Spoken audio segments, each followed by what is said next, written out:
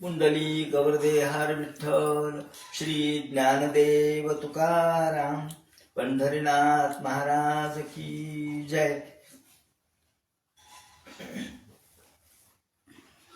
आता अवधारा कथा गहन जे सकळ कथा जन्मस्थान की अभिनव उद्यान विवेक तरुचे। संत ज्ञानेश्वर माऊली गीता ग्रंथाचा अनुवाद करण्यापूर्वी वंदन करतायत, नमन करतायत ते प्रथम गणेश, सरस्वती आणि गुरु यांना नमन केल्यानंतर ज्या व्यास महर्षींनी महाभारत हा ग्रंथ रचला त्या महाभारताचं वेगळेपण, त्या महाभारताचं वैशिष्ट्य या ठिकाणी सांगतायत। एकानंतर एक माऊली अत्यंत सुंदर अशा प्रकारच्या आपल्या प्रतिभाशक्तीचा विलास या ठिकाणी प्रगट करतात। आता अवधारा कथा गहन, महाभारत ही एक कथा आहे आणि ही गहन कथा आहे। गहन यासाठी की धर्माचं तत्व अत्यंत गहन आहे। धर्मस्य तत्वम निहितम गुहायाम असं वर्णन केलेलं आहे।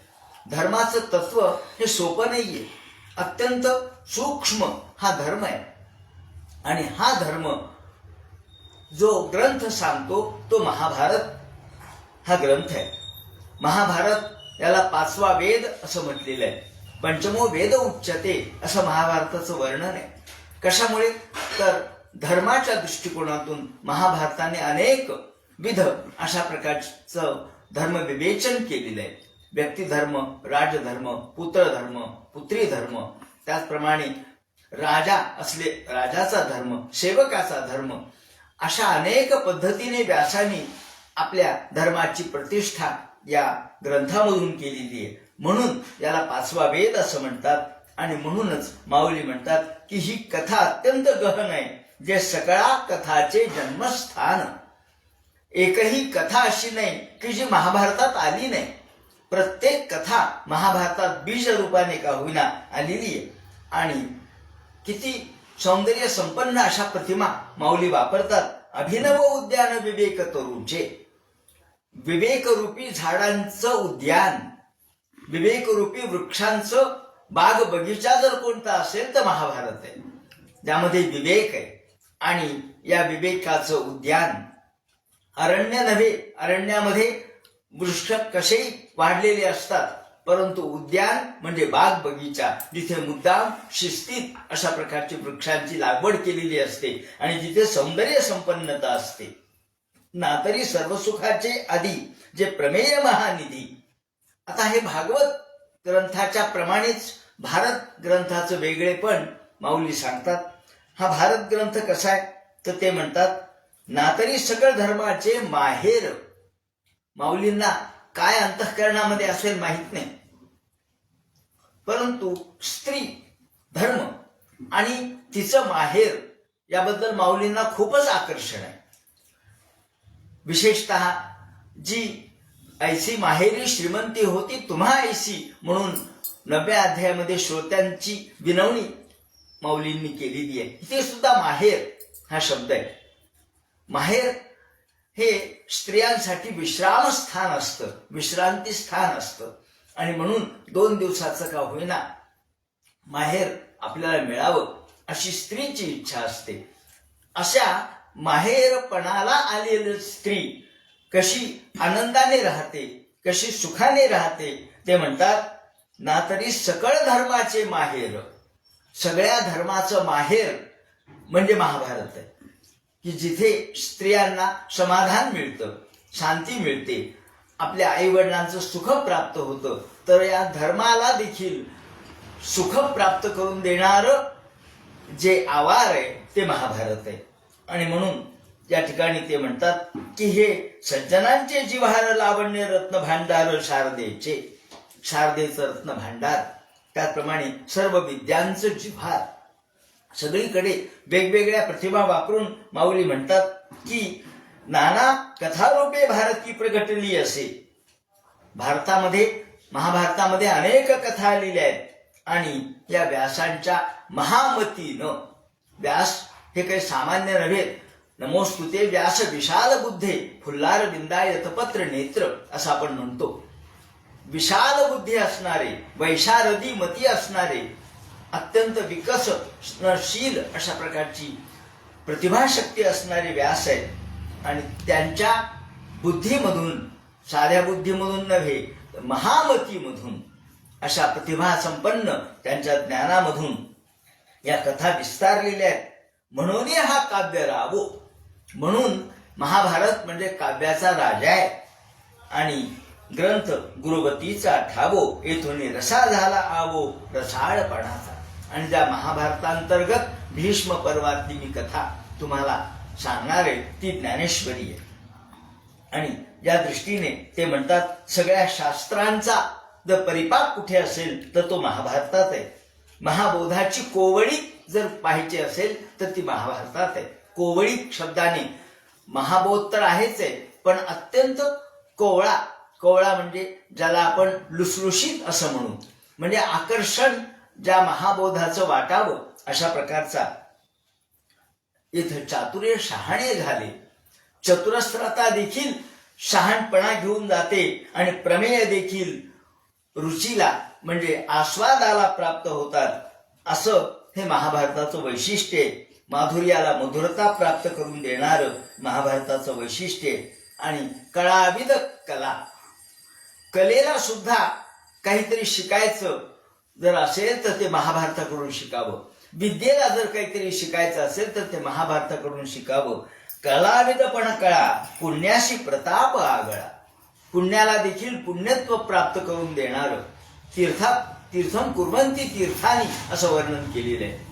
तीर्थाला जर तीर्थत्व प्राप्त करून घ्यायचं असेल तर त्यांनी सज्जनांच्याकडे जावं.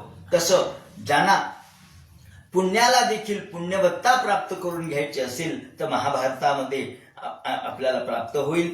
आणि अशी ही महाभारत कथा जन्मेजयाची अवलीळा दोष हरले. या ठिकाणी जन्मेजयाचा उल्लेख केलेला आहे. आपल्याला माहित आहे की परीक्षित राजा हे जन्मेजयाचे वडील. परीक्षिताचा अंत हा तक्षक सर्प जाऊन झाला. त्याला फार मोठी एक गहन कथा आहे. कारण आपल्याला माहिती आहे की अर्जुनाने खांडव वनाचं दहन केलं आणि त्यामधून तक्षक हा बाहेर पडला. तक्षक थेट इंद्राकडे साह्यासाठी गेला आणि इंद्राला साह्य मागितलं. त्याचं वर्णन महाभारतातच आलेलं आहे, भागवतामध्ये सुद्धा थोडं आलेलं आहे. आणि अर्जुनाने यावेळेला संपूर्ण सर्पकुळ नष्ट करून टाकलं. पण त्यामध्ये या तक्षकाची पत्नी आणि तक्षकाचा मुलगा हा बाहेर पडत असताना अर्जुनाने त्याला बाण मारून ठार केलं. आणि याचा राग तक्षकाच्या मनात होता. म्हणून तक्षकाने इंद्राचं साह्य मागितलं. पण अर्जुन याच्या पुढे इंद्राचंही काही चाललं नाही, पण तक्षकाच्या मनातला राग काही गेला नाही. त्यांनी ठरवलं की ज्या अर्जुनाने मला माझ्या सर्व कुळाला नष्ट केलं त्या अर्जुनाच्या कुळाचा मी संहार करील. आणि म्हणून या ठिकाणी एक सूडाची कथा, महाभारत एक सूडाचं अशा प्रकारचं पर्व आहे असं आपण म्हणू. महाभारत एक सूडाचा प्रवास या नावाचं दाजी पणशीकरांचं पुस्तक आहे. त्यांनी असं म्हटलंय की महाभारत म्हणजे एक सूडाचा प्रवास आहे. या तक्षकानेच सूड उगवला आणि परीक्षितीला शाप काय व्हावा ब्राह्मणाचा, आणि शेवटी परीक्षितीचा अंत यामुळे झाला, तक्षकाच्या चावण्यामुळे झाला, दंशामुळे झाला. मग आपले वडील तक्षकाच्या सर्पामुळे मृत पावले हे कळल्यानंतर जन्मेजयाने सर्पसत्र आरंभलं आणि त्याने सर्व प्रकारच्या सर्पांची आहुती द्यायला सुरुवात केली. शेवटी हा तक्षक पुन्हा इंद्राच्या साह्यासाठी गेला. इंद्राने त्याला संरक्षित केलं आणि शेवटी जन्मेजय म्हणाले की तक्षक का पडत नाही. सगळे ऋषीगण म्हणाले की त्यांनी इंद्राचं साह्य घेतलंय आणि इंद्राने त्याला संरक्षित केलंय. मग शेवटी ते म्हणाले की इंद्रासह तक्षकाची आहुती द्या. आणि इंद्रासह तक्षकाची आहुती देण्याचा प्रसंग आला. इंद्राचं आसन डळमळलं. परंतु बाकीच्या लोकांनी मग अनेक ऋषींनी यातला वाईटपणा किंवा यातली दुर्धरता ओळखून सांगितलं की थांबा, आता तुम्ही ह्या सर्पसत्र थांबवा. आणि म्हणून या ठिकाणी आपल्याला दिसेल की ते म्हणतात जन्मेजयाला पाप झालं, त्यांनी सर्पसत्र केलं म्हणजे पाप झालं. आणि सर्प म्हणजे नाग म्हणजे कोण असतो? आपल्याकडे संकल्पना आहे नाग म्हणजे ब्राह्मण आहे. नाग हा ब्राह्मण रूपाने असतो, म्हणून ब्राह्मणाचा या ठिकाणी घात केला किंवा ब्राह्मणाला नष्ट केलं, म्हणून त्यांनी सर्प म्हणजे ब्राह्मण किंवा नाग म्हणजे ब्राह्मण, त्याला ब्रह्महत्या घडली. मग या ब्रह्महत्येपासून सुटका कोणती, त्याला उपाय कोणता? तर ते म्हणतात महाभारत ऐक, म्हणजे तुला या तुझ्या पापातून मुक्ती प्राप्त होईल. आणि मग महाभारताची कथा जन्मेजयाला सांगण्यात आली. याप्रमाणे ही सगळी कथा आहे. म्हणून त्या ठिकाणी ज्ञानेश्वर माऊली म्हणतात की जन्मेजयाचे अवलीळा दोष हरले. जेव्हा जन्मेजयाला ही कथा ऐकवण्यात आली महाभारताची, त्यावेळेला या जन्मेजयाच्या जो त्याला शाप किंवा त्याच्या वरती झालेलं जो पाप आहे ते नष्ट झालं आणि ब्रह्महत्येपासून तो मुक्त झाला. याप्रमाणे जन्मेजय यांनी ही कथा ऐकली आणि पाहता नावे करंगी सुरंगती आगळीक. याप्रमाणे या महाभारताचं मोठेपण माऊली सांगतात आणि पुन्हा एकदा प्रतिभाशक्तीला त्यांचं स्फुरण चढतं. ते म्हणतात की हे व्यासमती कवळले, व्यासांच्या बुद्धीने हे सगळं प्रगट झालंय. भानुतेने धवळले, जैसे त्रैलोक्य तेज उजळले. वर्णन असं केलं की ज्याप्रमाणे सूर्य उगवल्यानंतर सगळीकडे प्रकाश निर्माण होतो, तसं व्यासांच्या मतीचा प्रकाश म्हणजे महाभारत आहे. महाभारत म्हणजे एक सूर्य आहे, ज्या सूर्याच्या प्रकाशात आपल्याला सगळे व्यवहार करता येतात, तसा महाभारताच्या प्रकाशात जीवनाचे व्यवहार करता येतात. म्हणून भानुतेने धवळले, कुठं तेजे असा शब्द आहे आणि ते बरोबर आहे. भानु तेजे धवळले, जैसे त्रैलोक्य दिसे उजळले, तैसे व्यासमती कवळले मिरवे विश्व. पुन्हा एकदा दुसरं उदाहरण देतात का सुक्षेत्री बीज घातले, ते आपुल्या परी विस्तारले. सुक्षेत्री, सुपीक जमिनीमध्ये जर बीज रोवलं तर जसं ते चांगल्या पद्धतीने डवरतं वाढतं, तसं मुळातच हे सुक्षेत्र आहे. आणि या सुक्षेत्रामध्ये व्यास महर्षींनी आपल्या प्रतिभा सामर्थ्याने हे सगळं महाभारतीय काव्य उभं केलंय. आणि ते तैसे भारतीय सुर वाढले अर्थजात. आणि जसं नगरामध्ये राहिलं तर लोक नागरिक म्हणतात, कारण नगरामध्ये आपण राहतो म्हणून नागरिक. तसं व्यासमतींच्या निमित्ताने आपण हे वर्णन करतो, म्हणून व्यासांचा मोठेपणा, महाभारताचा मोठेपणा सहजच आपल्याला प्राप्त होतोय.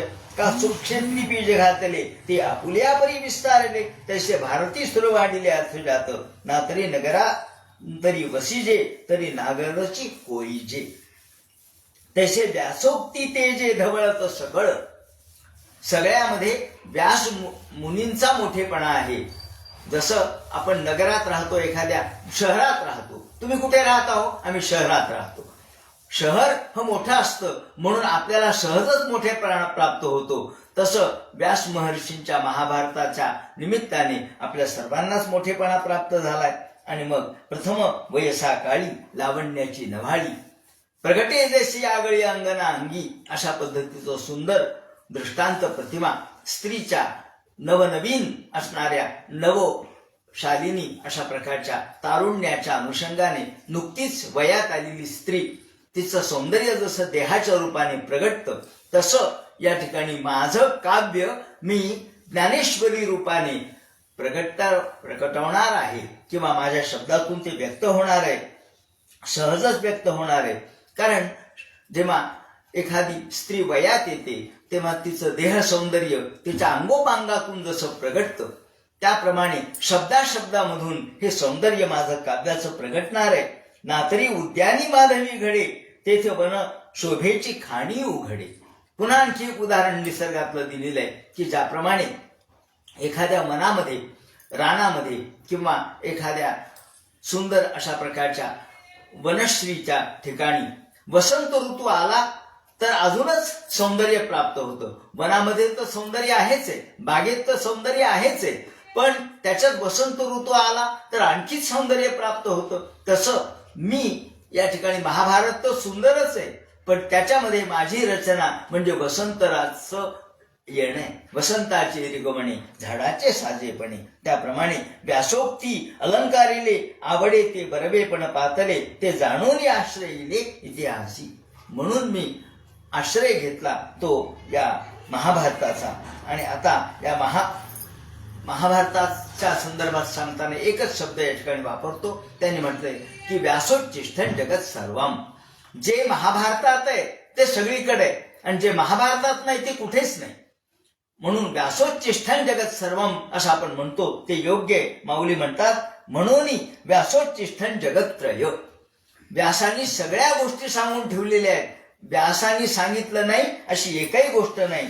म्हणून जगामध्ये जे जे काही आहे ते व्यासांचं आहे. अशा प्रकारची व्यासांच्या बद्दल असणारी अत्यंत नम्र भावना आणि उपकाराची भावना, ऋणायिततेची भावना माऊली प्रगट करतात. बाकीचा भाग उद्याच्या चिंतनामध्ये करू. पुंडलिक वरदे हर विठ्ठल, श्री ज्ञानदेव तुकाराम, पंढरीनाथ महाराज की जय.